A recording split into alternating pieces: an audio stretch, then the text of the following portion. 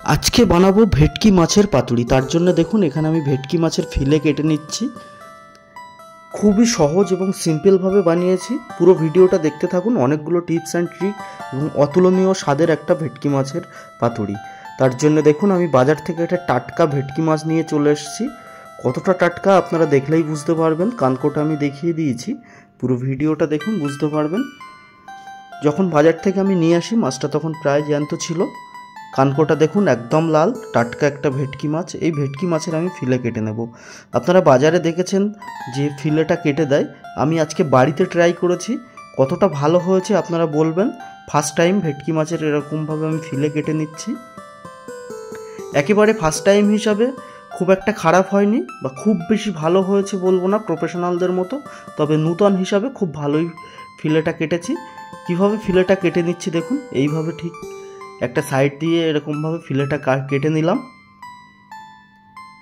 এরকম আমি দুটো ফিলে পরপর কেটে নিচ্ছি। কাঁটাটা রয়ে গেছে, এই কাঁটাটা দিয়ে আমি অন্য একদিন কাঁটা চচ্চড়ি করব। কত বড় সাইজের দেখুন, এবং ভেটকি মাছের অনেক চর্বি থাকে। এটা দিয়ে আমি অন্য একদিন কাঁটা চচ্চড়ি করে আপনাদের দেখিয়ে দেবো। এখন ফিলেটার থেকে আঁশটা আলাদা করার পালা। ঠিক একটা সাইড থেকে এরকম ছাড়িয়ে নিয়ে ছুরি দিয়ে হালকা হালকা করে এইভাবে টানলেই পরিষ্কার হয়ে যাবে। আমার ফিলেটা কাটা হয়ে গেছে। আমি এখানে একটা সাইডের ফিলে নিয়েছি, 500 গ্রাম মতো ওজন হয়েছে ফিলেটার। প্রথমে 1/2 করে নিচ্ছি ফিলেটাকে, নিয়ে এবারে পাতুরির সাইজে আমি কেটে নেব। খুবই সহজ এই কাটাটা, খুব একটা কঠিন না। একবার চেষ্টা করবেন, বাড়িতে যারা ভেটকি মাছ কাটবেন এইভাবে আপনারা কেটে নিতে পারেন। খুব একটা কঠিন না, একবার চেষ্টা করলেই পারবেন। দেখে মনে হয় যেন অনেক কঠিন, কিন্তু একটু চেষ্টা করলেই সহজেই হয়ে যায়। এখানে ভেটকি মাছের পাতুরি বানানোর জন্য আমি পিস পিস করে নিয়েছি। এবার একটা লেবু নিয়েছি, মাছটাকে আমি একটু ম্যারিনেট করে রাখবো। প্রথমেই এখানে একটা লেবু অর্ধেক আমি চেপে দিয়ে দিচ্ছি লেবুর রসটা। আপনারা যদি লেবু না থাকে তাহলে এখানে আপনারা ভিনিগারও ইউজ করতে পারেন। সেই সঙ্গে দিয়ে দিচ্ছি একটু লবণ আর লেবুটা ভালো করে মাখিয়ে আমি এখন আধা ঘন্টার জন্য মাছটা এইভাবে রেস্টে রেখে দেবো। এখন সর্ষের পেস্ট তৈরি করব। তার জন্য নিয়েছি আমি 50 গ্রাম কালো সর্ষে, 50 গ্রাম সাদা সর্ষে, কাঁচা লঙ্কা, 50 গ্রাম কাজু আর 2 চা চামচ পরিমাণ পোস্ত। ভালো করে ভিজিয়ে নিয়েছি, জল ঝরিয়ে এখন একটা বোলে তুলে নিচ্ছি সবগুলো উপকরণ। নেওয়ার পরে এখানে আমি অ্যাড করব একটু হলুদ, লবণ। এই যখন আপনারা পেস্ট করবেন অবশ্যই লবণ আর কাঁচা লঙ্কাটা দেবেন, তা না হলে তেতো লাগতে পারে। আমি 1/2 চা চামচ পরিমাণ হলুদ দিয়ে দিলাম। দিয়ে এখানে ভালো করে একটা মিক্সিং বলে ভালো করে মিক্স করে নিচ্ছি। নিয়ে এটাকে একটা স্মুথ পেস্ট তৈরি করে নেব। আপনারা চাইলে শিলে বেটে নিতে পারেন, আমি এটা মিক্সিতে করেছি। সামান্য একটু জল দিয়ে এরকম একটা স্মুথ পেস্ট তৈরি করে নিয়েছি প্রথমে।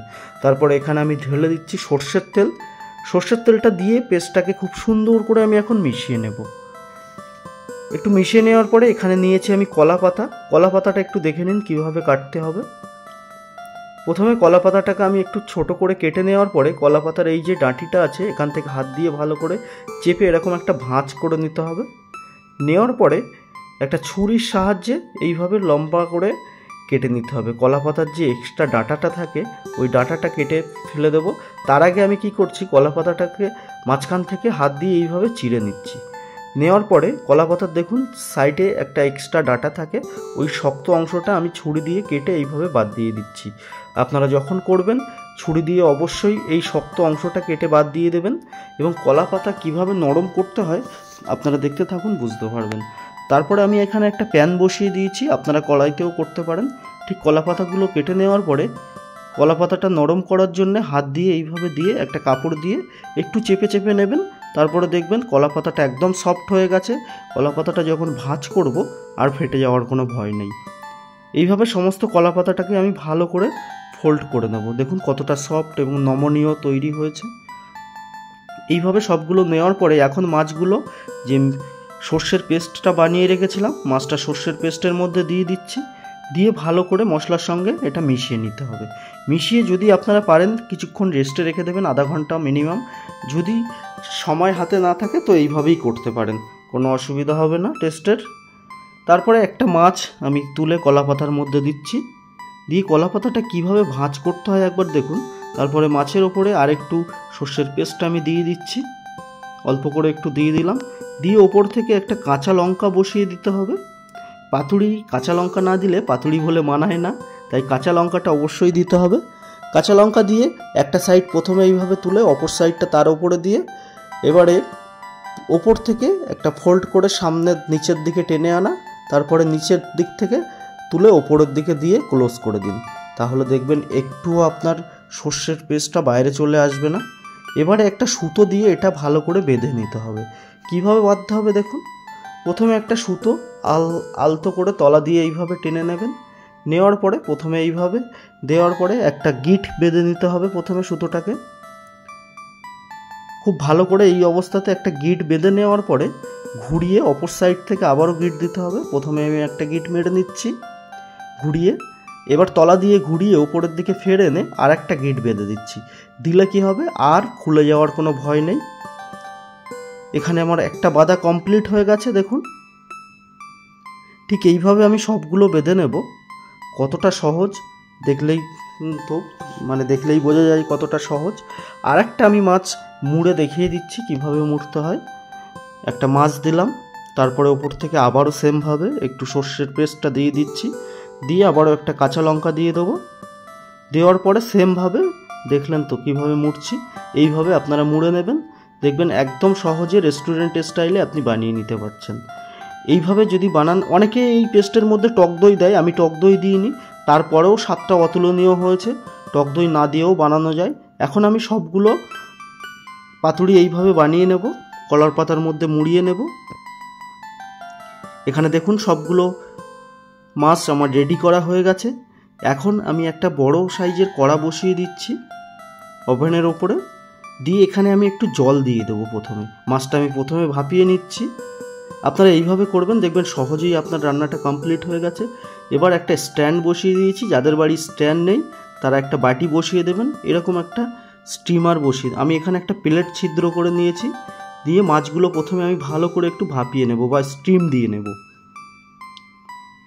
সমস্ত মাছগুলো দেওয়ার পরে এবারে আমি একদম হাই হিটে 5 মিনিট মতো এইভাবে বসিয়ে রেখে দেবো। ঠিক 5 মিনিট পরে আমি এখন নামিয়ে নেব। আমার মাছটা ভাপানো কমপ্লিট হয়ে গেছে, 50% মতো মাছটা কুক হয়ে গেছে। এখন আমি একটা ফ্রাই প্যানের মধ্যে সর্ষের তেল দিচ্ছি। তেলটা একটু গরম হয়ে এলে এখানে মাছগুলো আমি দিয়ে দেবো। একে একে সবগুলো মাছ আমি এখানে বসিয়ে দিচ্ছি। দিয়ে আবার ঢাকনা চাপা দিয়ে বেশ কিছুক্ষণ এইভাবে রাখতে হবে, 4 থেকে 5 মিনিট লো হিটে। এইভাবে রাখার পরে আবারও উল্টে দিচ্ছি আমি। সমস্ত মাছগুলো উল্টে দেওয়ার পরে আবারও আমি ঢাকনা চাপা দিয়ে এইভাবে বেশ কিছুক্ষণ 3 থেকে 4 মিনিট রেখে দেবো লো হিটে। তারপরে একটু খুলে উল্টে পাল্টে সেঁকে নিলেই হয়ে গেল। মাছটা একটু তেল দিয়ে এইভাবে ভেজে নিলেই পাতুড়ি কমপ্লিট। কতটা সহজ দেখলেন তো। এইভাবে আপনারা বাড়িতে একবার হলেও ট্রাই করে দেখতে পারেন, আশা করি খুবই পছন্দ হবে। প্রথমবারের ব্যাচ আমার ভাজা কমপ্লিট হয়ে গেছে, পাতুড়িটা তুলে নিচ্ছি। বাকি ব্যাচগুলো সেমভাবেই আমি ভেজে নেব। বাকিটা আবারও আমি দিয়ে দিচ্ছি সেম একই স্টাইলে, ওইভাবে ভেজে তুলে নিচ্ছি। কতটা সহজ এবং সিম্পলভাবে বানিয়েছি আপনারা দেখতেই পেলেন। এইভাবে একবার হলেও ট্রাই করবেন, আশা করি আপনাদের খুবই পছন্দ হবে। এখন দেখুন পাতুড়িটা একদম রেডি হয়ে গেছে। যদি গরম গরম ভাতের সঙ্গে দুপুরবেলা এরকম একটা পাতুড়ি হয় তাহলে তো আর কোনো কথা হবে না। এবং কতটা সফট হয়েছে দেখুন মাছটা। এইভাবে একবার হলেও ট্রাই করবেন। ধন্যবাদ শেষ পর্যন্ত ভিডিওটা দেখার জন্য।